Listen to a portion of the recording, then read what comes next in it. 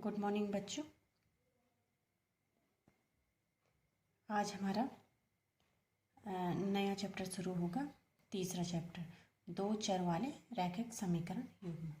अभी तक हमने, वैसे तो हमें चर और अचर के बारे में पता है। चर होते हैं जो एक्स वाई जेड ऐसे अल्फ़ाबेटिकली होते हैं या क ख ग, और अचर होते हैं जो नंबर होते हैं 1 2 3 4, ये अचर है। अब हमारे पास है दो चर वाले रैखिक समीकरण। सबसे पहले हम ये कॉन्सेप्ट करेंगे कि दो चर वाले रैखिक समीकरण कहते किसे हैं।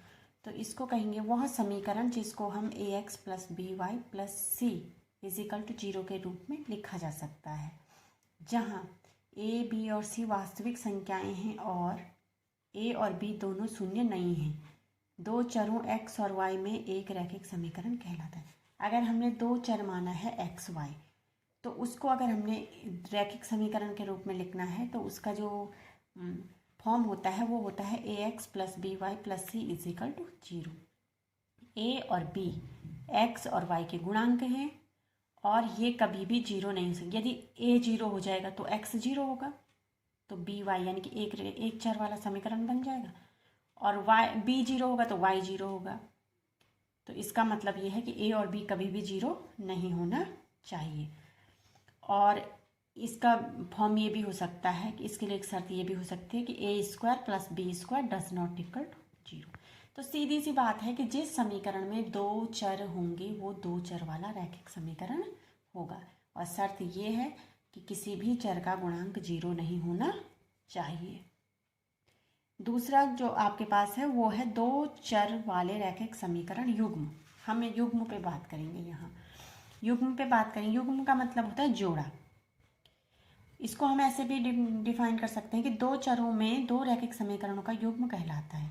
अगर दो चर वाले हमने दो रैखिक समीकरण लिख दिए तो वो इन रैखिक समीकरणों का एक युग्म होगा, जोड़ा होगा, जिसका व्यापक रूप ये है a1x plus b1y plus c1 is equal to 0, a2x plus b2y plus c2 is equal to 0। एक समीकरण ये है और एक समीकरण ये है, तो ये रैखिक समीकरणों का क्या हो गया, युग्म हो गया, जहाँ a1 a2 b1 b2 c1 c2 वास्तविक संख्याएं हैं। और फिर इसके लिए भी शर्त वही होगी कि a1 b1 a2 b2 0 नहीं होंगे। तो इसका मतलब है कि a1 square plus b1 square does not equal to 0 and a2 square plus b2 square does not equal to 0। बस सिंपल सा कॉन्सेप्ट है दो चर वाले रैखिक समीकरणों का, कि जिस ऐसा समीकरण जिसमें दो चर होते हैं और इसका व्यापक रूप होता है A X plus B Y plus C equal to 0, जहाँ ए और बी कभी भी शून्य नहीं होंगे। और युग्म की बात करेंगे तो a1x plus b1y plus c1 is equal to 0 and a2x plus b2y plus c2 is equal to 0। अब हम इसके बाद आएंगे इसकी प्रश्नावली में। प्रश्नावली में पहली प्रश्नावली बहुत सिंपल सी है, बहुत, बस आपको उसे दो प्रकार से सॉल्व करके दिखाना है। ये क्वेश्चन है। पहला प्रश्न में हम चलते हैं। पहला प्रश्न है, प्रश्न भले बहुत लंबा है, सॉल्यूशन इतना बड़ा नहीं है। सॉल्यूशन आपने पहले भी कर रखे हैं ऐसे, इसलिए आपको थोड़ा इजी लगेगा। आफ्ताब अपनी पुत्री से कहता है 7 वर्ष पूर्व मैं तुमसे 7 गुनी आयु का था, अब से 3 वर्ष बाद मैं तुमसे केवल 3 गुनी आयु का रह जाऊंगा। इस स्थिति को बीजगणितीय एवं ग्राफिक रूपों में व्यक्त कीजिए। आपने इसका हल नहीं निकालना है, सिर्फ इक्वेशन बनानी है, रैखिक समीकरण बनानी है। दो चर वाले रैखिक समीकरण का युग्म ऐसे ही बनेगा। अब देखते हैं कैसे बनेगा। माना आफ्ताब की वर्तमान आयु x वर्ष है और उसकी पुत्री की y वर्ष है। ये दो चर अलग अलग हो गए ना, एक x और एक y। अगर आज आफ्ताब x वर्ष का है तो 7 वर्ष पूर्व उसकी आयु मतलब कम रही होगी, तो x माइनस 7 वर्ष, और 7 वर्ष पूर्व उसकी पुत्री की आयु भी तो कम रही होगी, तो ये हो जाएगा उसकी पुत्री की आयु y माइनस 7 वर्ष। अब हम बात करते हैं इक्वेशन के अकॉर्डिंग। वो बोल क्या रहा था, वो बोल रहा था कि 7 वर्ष पूर्व मैं तुमसे 7 गुनी आयु का था। तो 7 वर्ष पूर्व जो आफ्ताब की आयु थी x माइनस 7, उसकी पुत्री की आयु की 7 गुनी थी। मतलब पुत्री की आयु का अगर हम 7 से गुणा करते उस टाइम तो उसकी आयु निकलती। तो x minus 7 is equal to 7y minus 49, x minus 7y is equal to, अब x ये यहाँ आया तो minus 7y, is equal to -49 यही था, और ये यहाँ जाएगा तो +7, तो x minus 7y is equal टू -42। प्लस माइनस का माइनस साइन हमेशा बड़े का आएगा, इसलिए -42। पहली रैखिक क्यूब में से एक समीकरण हमें मिल गई है। दूसरा देखिए, 3 वर्ष बाद आफताब की आयु, जब आज x है तो 3 वर्ष बाद ज़्यादा हो जाएगी, यानी कि जोड़ेंगे तो x + 3 वर्ष, और उसकी बेटी की आयु भी तो ज़्यादा होगी, तो वो भी हो जाएगी y + 3 वर्ष। तो प्रश्नानुसार फिर इसमें भी देखते हैं हम कि 3 वर्ष बाद वो बोल रहे सिर्फ 3 गुनी रहेगी, तो x + 3 is equal to 3 × y + 3, यानी कि 3 वर्ष बाद आफताब की आयु उसकी पुत्री की आयु के 3 गुनी रह जाएगी। तो x + 3 is equal to 3y + 9, सीधे गुणा किया। अब इसको x - 3y 9 प्लस का था, ये यहाँ माइनस हुए, तो x - 3y is equal to 6। तो यही इस प्रश्न का हल है।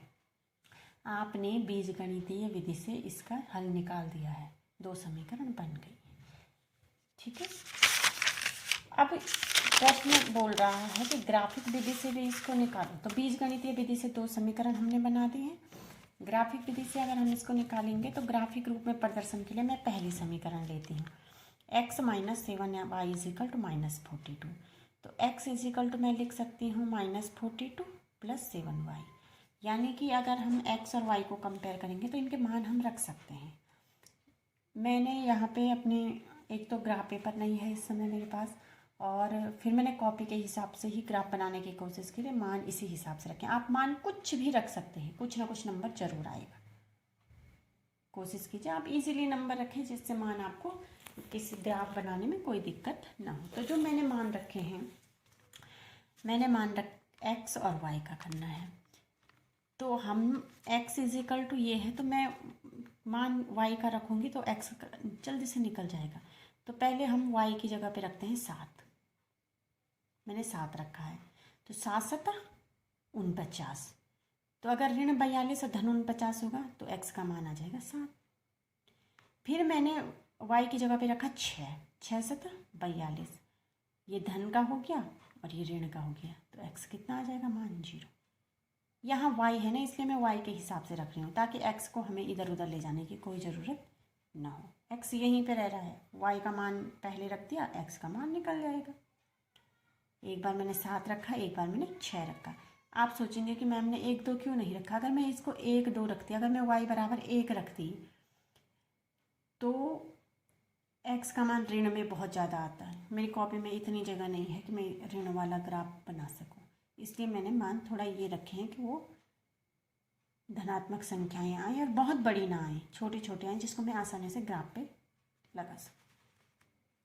क्योंकि 1 रखती तो ये 7 होता, धन 7 और ऋण 42, मतलब ऋण 35। ऋण 35 के लिए मुझे थोड़ा बड़ी कॉपी चाहिए ना।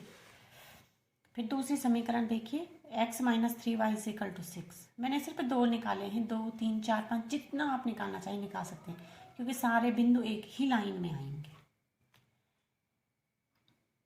आप ये प्रैक्टिकल कर भी सकते हैं घर में। x - 3y is equal to 6, तो x is equal to 6 + 3y।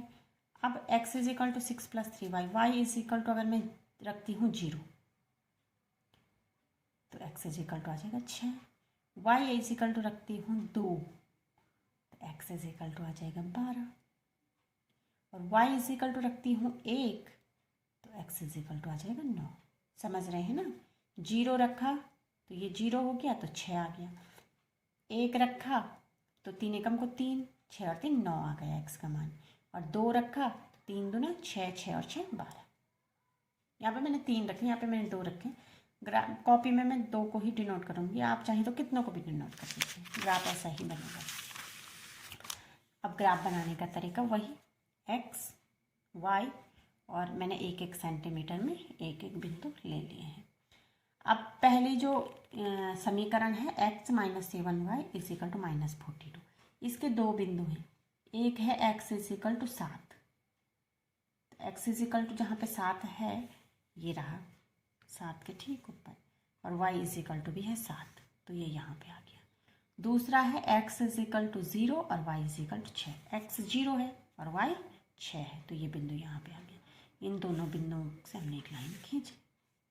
दूसरी समीकरण है x इज इक्वल टू 6 ये रहा y इज इक्वल टू 0, तो यहीं पे आएगा, ये 0 ये है, अच्छा ये यहीं पे बिंदु होगा।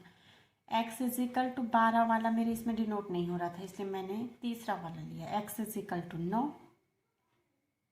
और y इज इक्वल टू 1, ये वाला बिंदु।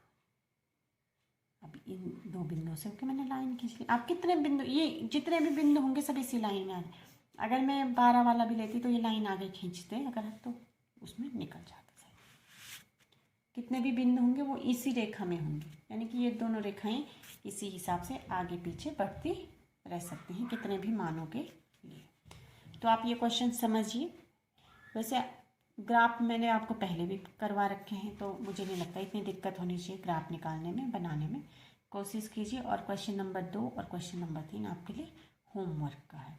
पहले बीजगणितीय मेथड से निकालना है और उसके बाद आपने उसको ग्राफ बनाना है। ग्राफ आप अपने हिसाब से पैमाना बनाइए, एक्स वाई बनाइए, बस जितना पैमाना एक्स का होगा उतना ही वाई का होगा। आप 1 सेंटीमीटर में बनाइए, 0.5 सेंटीमीटर में बनाइए, जितना आपको अच्छा लगे। ओके, समझ ना आए तो फिर से आप पूछ सकते हैं।